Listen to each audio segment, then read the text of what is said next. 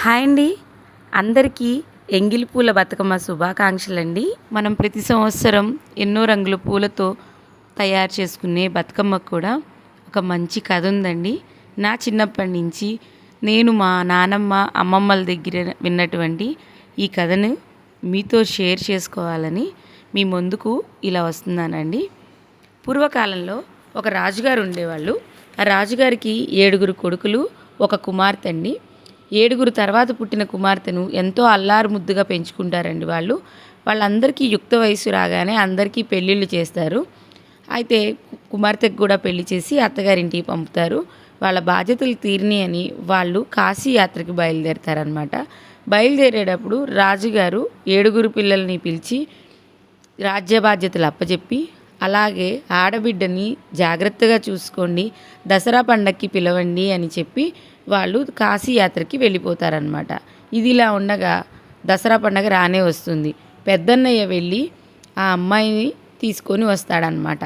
అయితే 9 రోజుల నవరాత్రుల్లో గౌరమ్మని పూజ చేయటం ఆనవాయితీ కాబట్టి ఆ అమ్మాయి గౌరమ్మను పూజించడం కోసం పట్టుచీర, రవిక, అలాగే కడియాల కోసం పెద్ద వదిన దగ్గరికి వెళ్తుంది.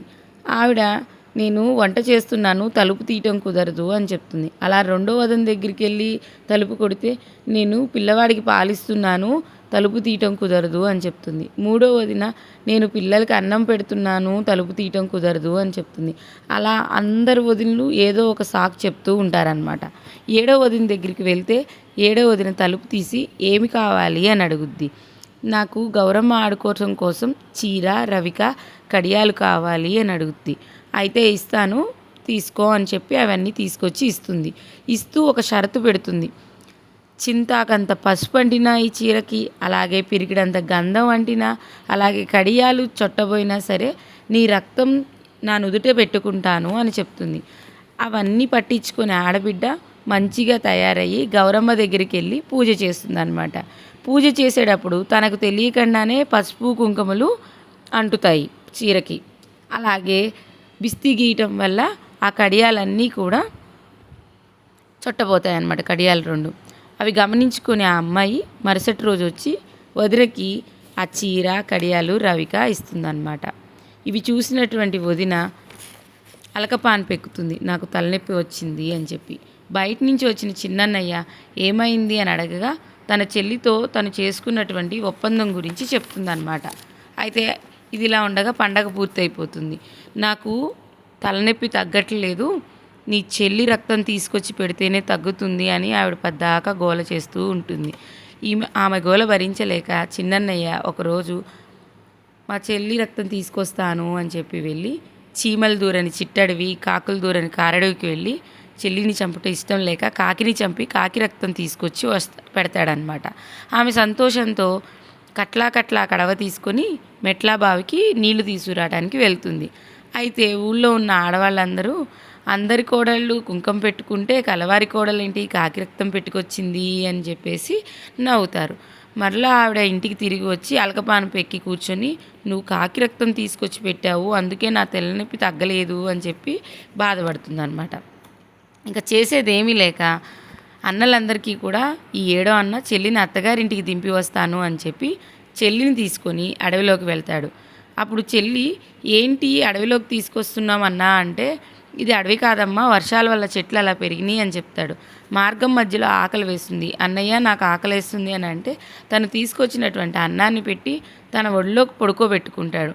ఆమె బాగా నిద్రపోవటం కోసం తలలో పేలు చూస్తాడనమాట. ఆవిడ గాఢ నిద్రలోకి వెళ్ళంగానే ఏం చేస్తాడు అని అంటే చెట్టు మీదకి ఎక్కి సూది విసురుతాడు. సూది విసిరితే సావరు కదా, అలాగే దబ్బలం విసురుతాడు, సావదు. అట్లాగా కత్తితో విసురుతాడు. కత్తిని విసిరేసరికి చచ్చిపోతుందన్నమాట.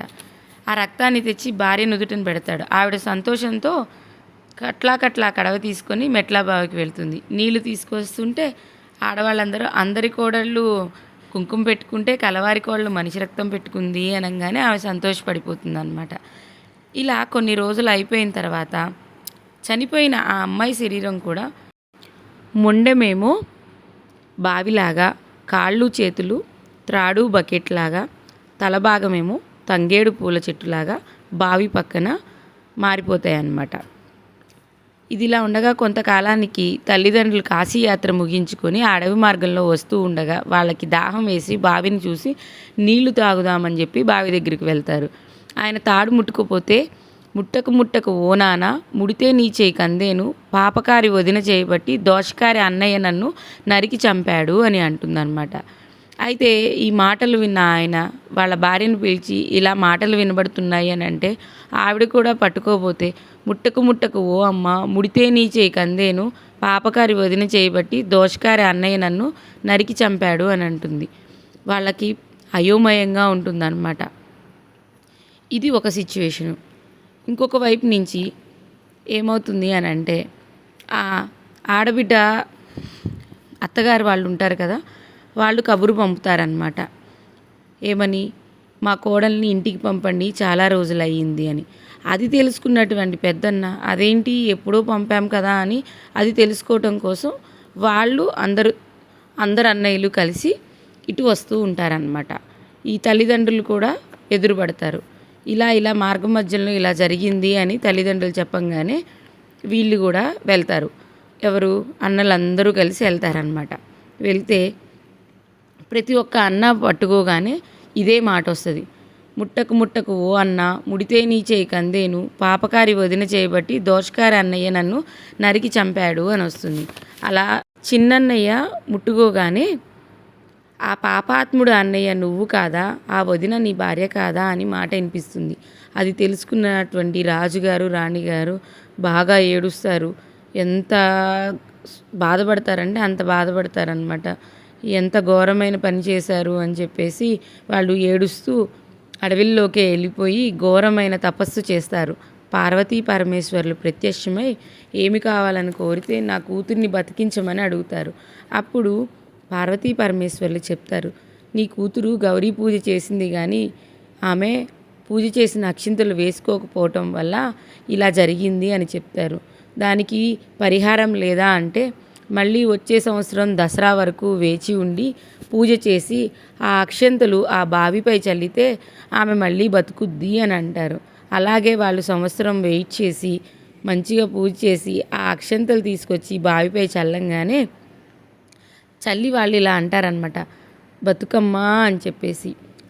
అప్పుడు చల్లంగానే ఆ బావి 16 ఏళ్ళ బాలాకుమారిగా బయటకు వస్తుందన్నమాట. సో రెండోసారి మళ్ళీ బతికింది కాబట్టి ఆమెని బతుకమ్మ అన్నారు. ఈమె కథ చదువుకొని అక్షింతలు వేసుకున్న వాళ్ళు అష్టైశ్వర్యాలు ఆయురారోగ్యాలతో ఎంతో సంతోషంగా అలాగే ముత్తైదువులుగా ఉంటారు అని చెప్పేసి ప్రతీక.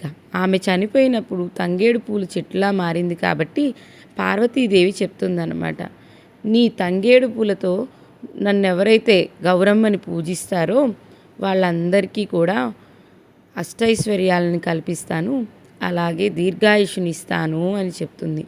అప్పటి నుంచి కూడా ప్రతి సంవత్సరం దసరాకి ఇలా తంగేడు పూలతో పూల పేర్పు చేసి గౌరమ్మను పెట్టి గౌరమ్మ పూజ చేసుకుంటాం మనం. ఆ విధంగా బతుకమ్మ అనేది వచ్చిందనమాట. ఈ బతుకమ్మ కథను లాస్ట్ రోజు అమ్మవారిని సాగనంపేటప్పుడు ఈ బతుకమ్మ కథను చదువుతారండి. మనం ఎక్కడైతే సాగనంపాలనుకుంటున్నామో అక్కడ ఆడవాళ్ళందరూ కూడా పేర్పులు తీసుకువచ్చి వాగులో లేకపోతే చెరువు కాలువలో ఉంటాయి కదా, అక్కడ ఈ పేర్పులు అలాగే వెంపల చెట్టుని ఆడవాళ్ళు అందరూ తీసుకువచ్చి ఆ చెరువు దగ్గర వాటిని పెట్టి పేర్పులు అవన్నీ పెట్టి ఇలా పూజ చేసుకుంటారండి. రకరకాల పాటలు కోలాటాలు జరిపిన తర్వాత అక్షంతలు తీసుకొని అమ్మవారి కథ అంతా వింటారండి. ఆ అమ్మవారి కథ వినిన తర్వాత ఆ అక్షంతల్ని తల మీద జల్లుకుంటారు. ఈ అక్షంతలు జల్లుకోవటం వల్ల ఆడవాళ్ళకి సకల సౌభాగ్యాలు అష్టైశ్వర్యాలు ఆయురారోగ్యాలు అలాగే ముత్తైదుల్లా ఉంటారు అనేది ఒక నమ్మకం అండి. అయిపోయిన తర్వాత గౌరమ్మల్ని సాగనంపుతారు ఇలాగా. అయితే సాగనంపేటప్పుడు మనం ఇన్ని రోజులు పూజ చేయించుకున్నటువంటి గౌరమ్మ తల్లి ఉంటుంది కదా, ఆ గౌరమ్మని తీసుకొని ఆడవాళ్ళందరూ కూడా తమ తాళిబొట్టుకు అలాగే స్నానం చేసేటప్పుడు ఆ పసుపుని రాసుకొని స్నానం చేస్తారు. నా వీడియో కనుక నచ్చినట్లయితే please share and subscribe my channel.